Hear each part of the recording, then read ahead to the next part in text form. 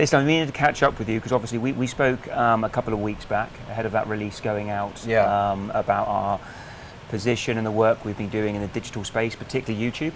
And I think you got word of the fact that Rick Shiels in particular picked up on a more of a negative connotation. Yeah, I heard that, so it'd be good to listen to it and understand what they're saying. And they'd also shared a picture of Colin Montgomery with his finger doing a number 1, and 2 guys, I think, who are, one's from the EU Legends Tour and one's, I think, from Staysure, who sponsor it, I think. I'm not 100% sure.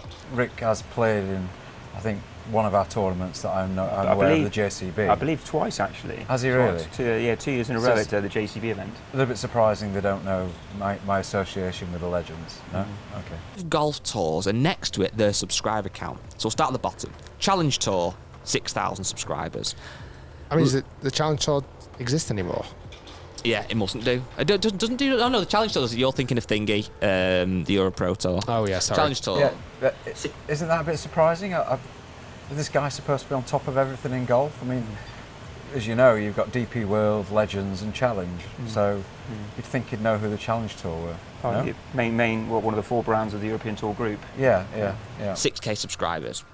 Ladies European Tour, 35K. Okay. PGA Tour Champion, 67K, which feels about right. That's what that tour should have. Yeah. Ladies PGA Tour, 219K subscribers. Live Golf, who are obviously well known for, regardless of what you think of Live Golf, are very active on YouTube, 368,000 subscribers, okay? The DP World Tour, so DP World Tour have had Rory versus the Robot, had 13 million views. They've had When Luke Donald Won a Cow in Japan, 13 million views. That then brings me very nicely into who I would have thought were the biggest tour on YouTube, and it's the PGA Tour, 1.4 million subscribers. Rick, they've posted 20,000 videos on YouTube. The EU Legends Tour tweeted out this statement, and have also done a website thing that I'll touch on in a second, to announce they have just hit 1.75 million subscribers. What? 1.75 million subscribers. Well, so, at least they're getting us out there. It's brilliant. I might be wrong. I hope I am wrong, because I hate seeing people cheat in the game. But when I then... I'm going to say it. When I then looked on the Legends... Let's just stop there for a minute. Okay, so just to be clear here, we've sent these guys, along with everybody else in the media, information about this press release. Have they actually come back to us and asked for comment? No, they haven't, and you may not be aware, but towards the end of this piece, Rick actually does invite a response from Legends Tour. I've personally emailed on a couple of occasions. We've also tried some industry contacts, but to basically respond properly, be it via the podcast or a phone call, but no response. Yeah, okay. So basically, they haven't asked us any questions about how we've done it. They're instantly, I think I heard the word cheat then. Interesting. And we've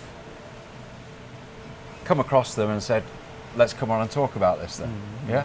Totally. Yeah, okay. Live, which has, did you say 300,000 subscribers, 368,000, set up September 21. So a year later. And you'd like to think they've pumped out in that time frame 1.6 thousand videos. So just on this point, I can see where he's going with numbers of videos, and when you think about it, we've posted 900, 1,000 videos, let's say, in roughly 18 months. When you break down the PGA Tour over that period of time, it's actually not much more than what we've done in a short space of time. But it's very clear where this is going. And I think what these guys are confusing is an organic strategy versus an organic plus paid strategy. Yeah? Yeah, agreed.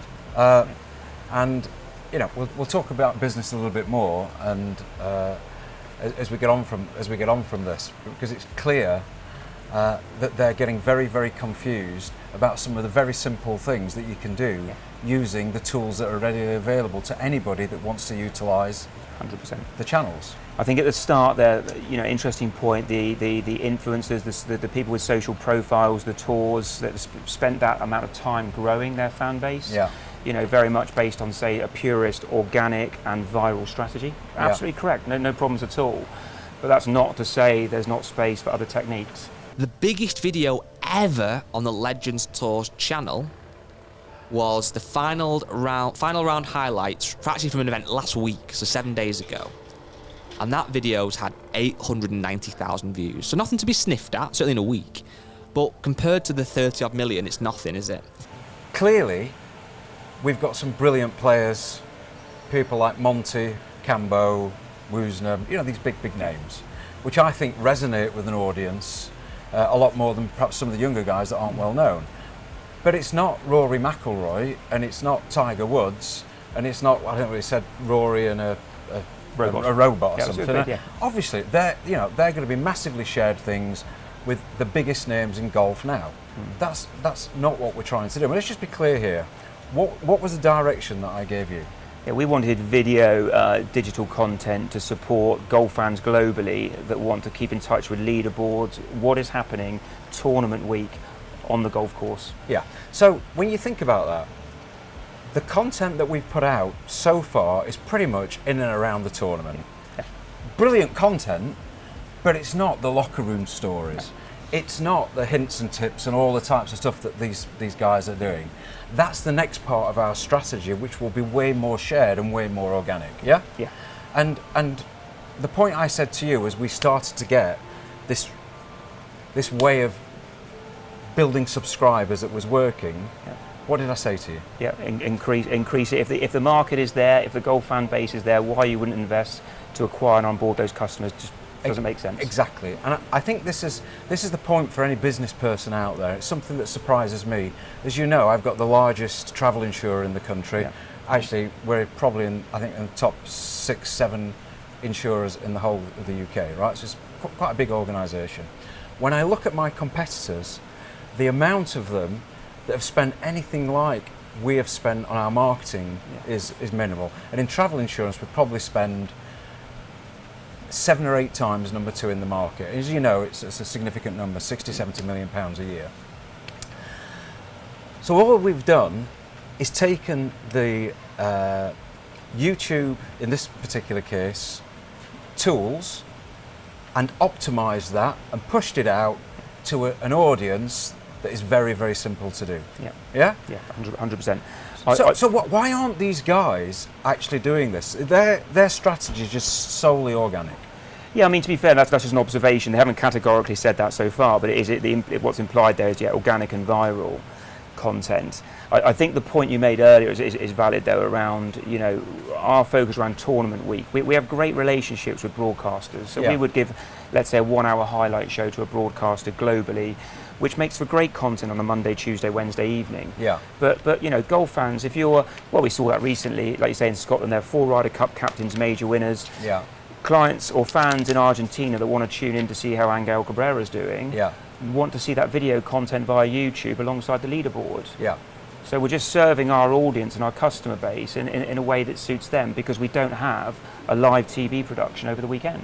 500,000, etc. So nothing in the millions, which for a channel with a subscriber base of over 1.7 million is a bit fishy.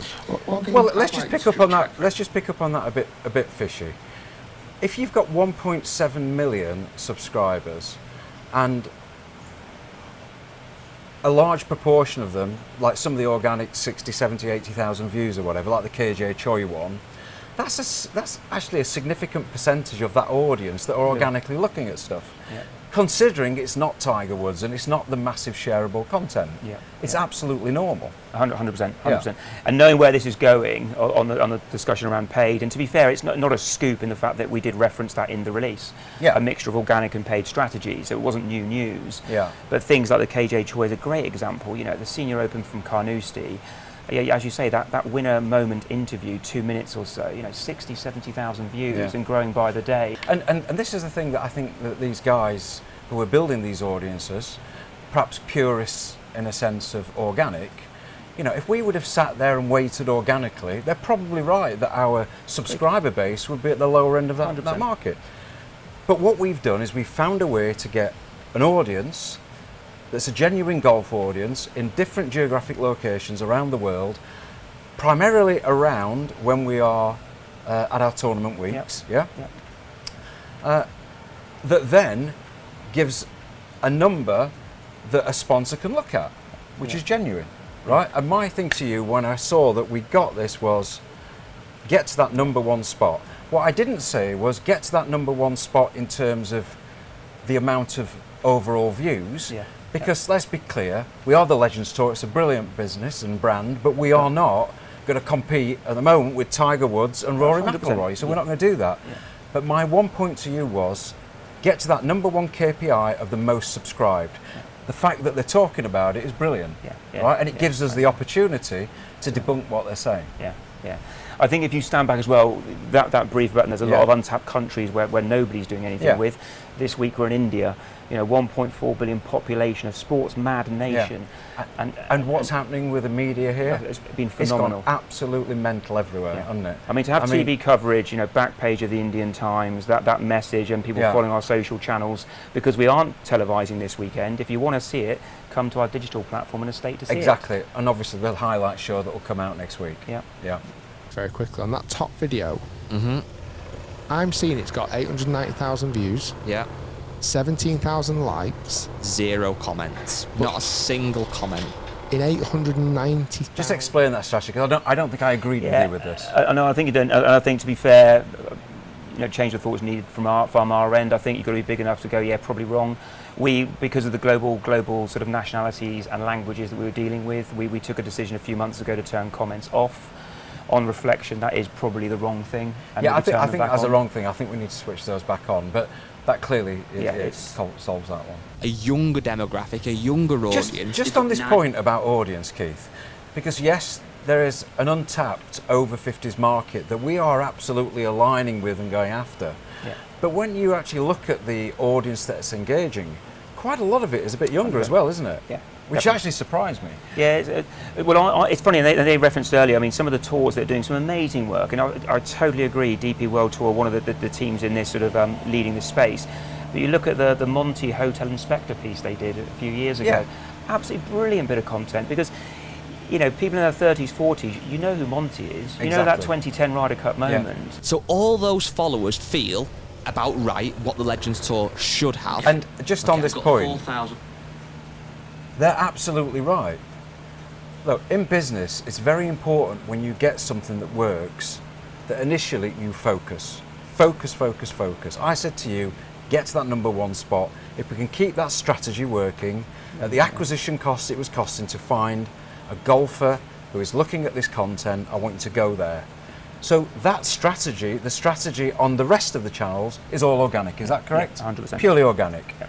Right? Obviously, we're going to start pushing that out and get onto those now. Now we've become number one in this, we can turn our attention to those. Yeah, agreed. And I think this is important for anybody really in business, that the amount of time I see a business that they have this comment, which is really at a very senior level, I've got a marketing budget.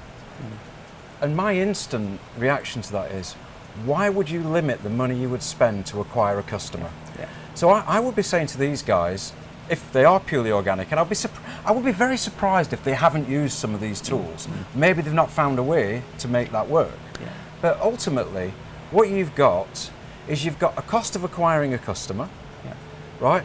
And in our terms, we've got what a sponsor's prepared to pay to get in front. If they are getting an amount of income per thousand, a CPM, then at that point, the more they've got, the more money they're going to get. So if they find a way of making it work, you should spend as much as you possibly can, subject to the return on investment that you want, right? And that's what I do. I've done it with every business that I've got, and I've just turned and applied it to this. The first touch might be YouTube, but then CRM campaigns, digital content, TV content, all of the other metrics and how we engage with that customer over a 12, 18-month period.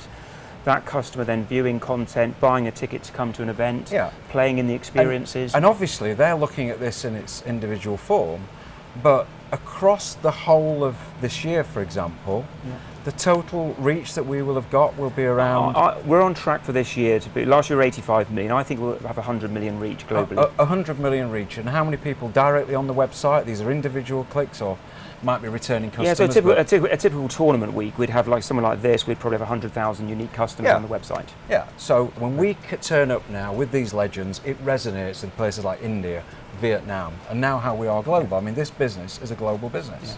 So then, this is where it starts to get even more fishy, Rick. We've got 1. Yeah, this fishy. I mean, fishy, cheat, it's not a great way to talk about one of the, you know, I'm going to call us one of the major tours in golf. You know, the last tournament that we had in the UK, the Staysure PGA, 6 major winners, 4 Ryder Cup captains, umpteen Ryder Cup players, umpteen winners. That's where this brand is now, you know? Yeah. To put across that we would dupe our sponsors, our players, and the media, would be pretty stupid to do that, would we not? Yeah. And it's not something I would do. Think about my business, it's a large business, circa nearly $500 million in turnover. I'm hardly going to put something out that's going to put, you know, I'm just not going to do that.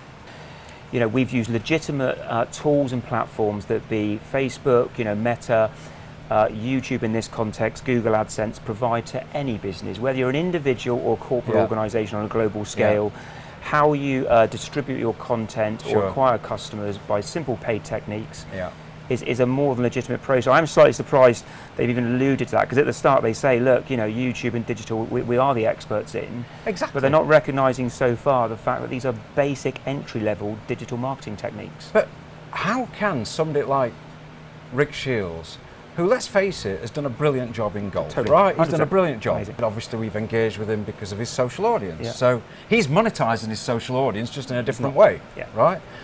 But the reality is, if you don't invest in your business, if you don't invest in marketing to your consumer, it's very difficult to grow at the levels we're growing at. There is this perception that social media is exclusive to organic and viral content. But it isn't, is it? Because I've not got the exact stats off the top of my head, but I think digital media is now by far the biggest area of spend globally. So why would a company not engage in acquiring customers? Now, they might not have the budget that I've got to do that, and that's understandable. A lot of these guys that are getting going with organic, you know, they've got to build an audience before they can start to spend. But the next stage is surely they should be amping up what they're doing. Yeah? Now we're going about it a different way. We've built the audience to a level. We're now going to bring out the content, i.e. the locker room stories, the hints, the tip, all the stuff that these brilliant golfers have got in their locker. You know, we've got loads of content getting ready to go out. That's then going to organically go out there in a big way. But we've initially built that audience to a point where we can now start to make it work. I mean, it's not rocket science, is it? What we can also see is that on the 3rd, the 4th, the 5th and the 6th of August, so this month, they've had days where they've gone up by 30,000 subscribers. Yeah, no shit, Sherlock. What does that tie in with? Tournament week. Tournament week. So what do we do?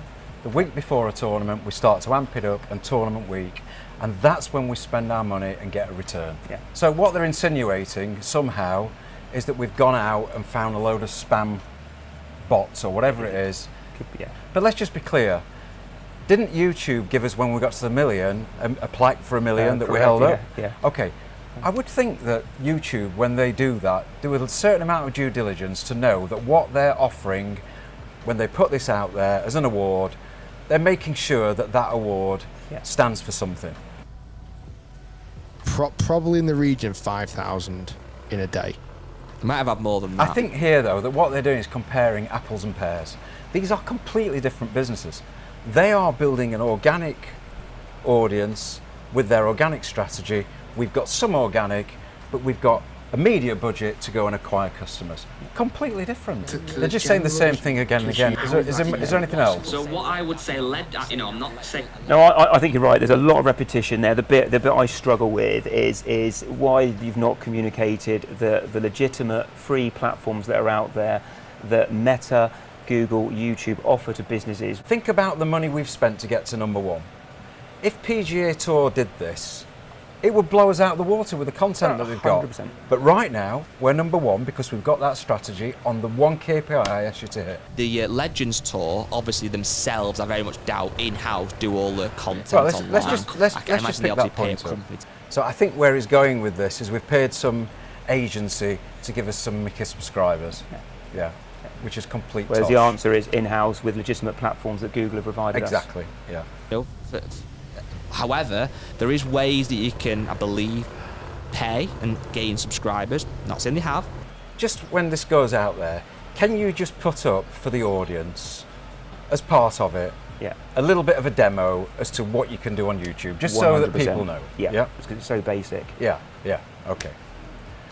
The website, they've done an actual big press release all about it, and there's a picture again of Colin Montgomery. Now, I don't believe that some of this team, and let's be honest, it's middle-aged blokes, would quite understand what's going on here. I can't imagine that they have done this themselves. So he's inferring that I have no idea how to run a business. Middle-aged. So let's just be clear about this. Middle-aged men happen to be the guys that, well, we're older than middle-aged, out here playing, brilliant players that are Ryder Cup captains, right? Not that I'm putting myself in the shoes of these people. Elon Musk, Jeff Bezos, I mean, there are umpteen of them, Bill Gates, Larry Ellison. You know, the most influential people in the world are apparently old men. I think he's inferring that, you know, an older guy would have no idea how to run a digital business. You know, I run a very large digital business. And what is it now, 250 developers? Yeah, and about 1,000 people. Yeah. Exactly, and there's another picture as well of Monty again. There's absolutely no way that Colin Montgomery would have any idea as well. Would I, running such a large business, put Monty in a position like that? No. I'll let them comment back, but something is very, very, very, very strange there. Legends Tour. We look forward to your response, Legends Tour. We sure do. The worst thing is people not talking about you. Yeah. So just to be clear, they've asked us to reply. We've reached out to them to reply. I mean, they're actually doing our job for us. They're completely wrong with what they're saying, right? And if they'd just reached out to us, like they should have done, we could have talked them through. I'd love to go on there and talk this through.